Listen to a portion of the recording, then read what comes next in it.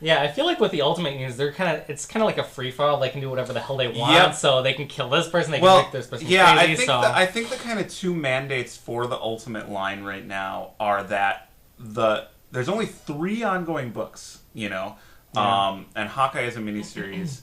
To keep the line really kind of tight and cohesive and keep the books really closely interrelated, as we'll see. And also, yes, to have that kind of free reign to do the kinds of things that they can't do or that are more difficult to do for whatever reason in the regular Marvel Universe. And they've done a lot of crazy things the past few years in the regular Marvel Universe. So the Ultimates almost need to be more over the top and push the characters into stranger and more unexpected areas. Which can make for some really cool comics. I think, and do make for some pretty cool comics. So, yep, I think Hickman's a great writer for that because he's very much interested in looking at characters in a new way and kind of doing them in his own style. And so, yeah, I thought Ultimates was terrific. I loved it. The way you talk about it kind of sells me like I wish I'd kind of had that experience reading it, but... Yeah, I thought it was really good. I like the big battle against Asgard. Well, that's what I like the most. Yeah. I mean, that idea of these villains, and then when they fought against the Asgardians, and don't you wonder what's going to happen? I wasn't as impressed with the villains, I guess, but... I thought it was a cool idea. Yeah. I mean, it is a cool idea. Do you think it's cooler now that you know that Reed Richards is behind it? Yeah, I guess I kind of forgot that part with Fallout. Come on. That was in the first issue or two in the Fallout, I think. So. Yeah, Ultimate Fallout was the kind of bridging miniseries between the Death of Spider-Man crossover and then these new Ultimate books. They had this kind of bridging miniseries that was co-written by Hickman and Spencer and Bendis. So... Okay, well, I loved Ultimates. You just liked Ultimates. I would definitely read more, though. So, cool. Yeah. Well, okay, so kind of spinning right off of Ultimates, we have Ultimate Comics Hawkeye. So this is the first... Oh my gosh, where are we? You got it. First issue of that comic. And the second issue, so there's 2 issues out of that book. Pretty cool looking covers. So this also is written by our friend Jonathan Hickman. Rafa Sandoval does the artwork for this one.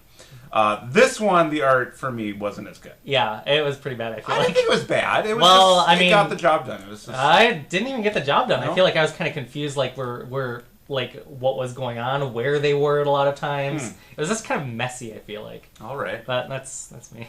I mean, I could follow the story. I could follow the story, but where they were sometimes in, perspective of other things, just it was kind of confusing. That was the issue I had with Rubik, but okay. So so art, but the story basically picks up on the little bit we saw of Hawkeye in Ultimates #1, and whereas Ultimates had a very expansive kind of approach. This book appropriately narrows its focus into the particular situation that Hawkeye is dealing with. And in this book, Hawkeye is less of a superhero, or comes across as less of a superhero, and more of just a really competent agent of S.H.I.E.L.D. And the particular situation he finds himself in is he is in an area that they call SEAL, the Southeast Asian Republic, I believe. And there is a very volatile political situation going on there. Essentially, the current government is in the process of being toppled or has been toppled by a resistance movement. And this becomes of particular concern to Nick Fury and S.H.I.E.L.D. because that government had developed its own superhumans program. So they had developed this serum which both gave regular humans superpowers and also was designed to eliminate mutants, like within a generation or something. Some kind of a virus. So that's something that you want to at least know who is in control of it.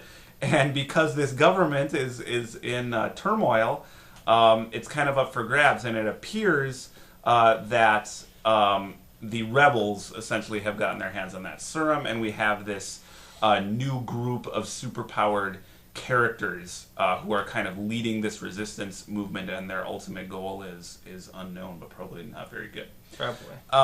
So that is the kind of volatile situation that Hawkeye finds himself in.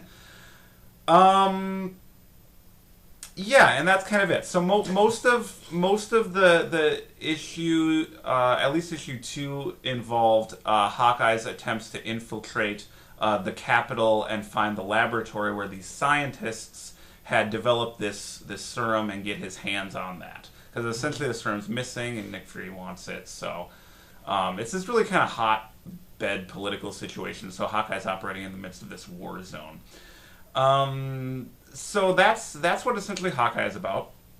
I like this comic too. We said the art wasn't great. I mean, I didn't hate it. It was not great art in the way that some of these other books had.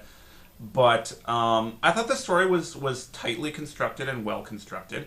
I think it's a cool idea, having this kind of superhuman problem in the midst of this war zone. So I liked Hawkeye. It's the one criticism I would make of it is that I think if you're gonna bother to make a miniseries about Hawkeye, he at this point doesn't come across as a particularly interesting or nuanced character. I mean, he's just kind of really efficient, and he's kind of in charge of all these soldiers and things. But the series doesn't seem to be concerned with really taking the time to showcase what makes Hawkeye, what makes Hawkeye more interesting than other superheroes. It's not so much a showcase for him as it is this particular storyline. So it's a good story, I think, so far, but it kind of seems like you could slot another character in there in the lead role and it would still work. But I like this one. I didn't like it as much as Ultimates, but I think it's a good kind of spin-off of the Ultimates. And at the end of issue 2, we see they're bringing in some more characters from the Ultimate Universe, which I think is going to be pretty cool. Yeah. I was a little bored by it. I mean, there were some cool ideas, like a lot of the political stuff is neat, but I don't know, it just left me a little cold. I was just kind of like, eh. Yeah, I mean, I can see that it's not so superhero-y. Yeah, it's almost like a military kind of political thriller action book. So, if you don't like that kind of thing, if you like your superheroes a little bit larger than life, a little bit more colorful, you would probably like something like Ultimates or either of the other books we're going to be reviewing this week a little bit more. Hawkeye is a little bit more grounded and realistic, but I like that kind of superhero too. A lot of people like that kind of thing. So I ultimately I liked it. I thought it was good. I thought it fleshed out the universe a little bit more. So I liked it. All right. Okay, fair enough.